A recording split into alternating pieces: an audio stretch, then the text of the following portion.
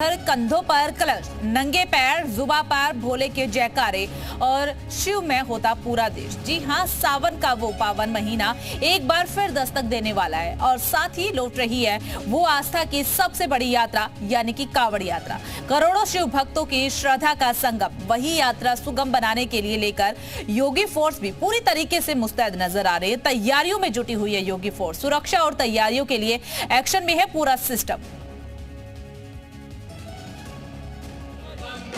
हिंदू पंचांग के मुताबिक इस साल सावन की शुरुआत 11 जुलाई से हो रही है, यानी देश भर में भोले के भक्तों का इंतजार अब खत्म होने वाला है। शिव भक्तों का कारवां सड़कों पर जल्द दिखेगा और चारों तरफ गूंजेगा हर हर महादेव।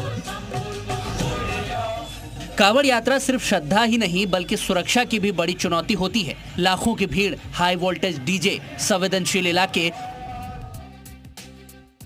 और इन्हीं चुनौतियों से निपटने के लिए एक्शन में आ गई है योगी फोर्स।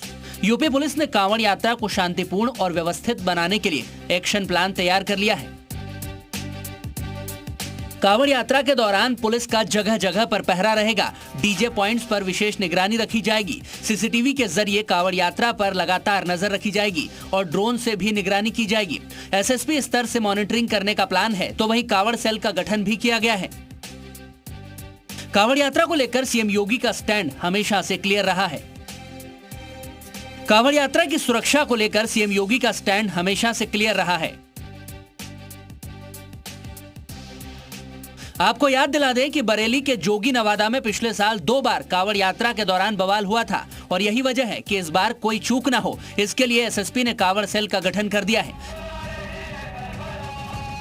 सिटी और ग्रामीण दोनों एरिया की सुरक्षा इस सेल के जरिए मॉनिटर की जाएगी।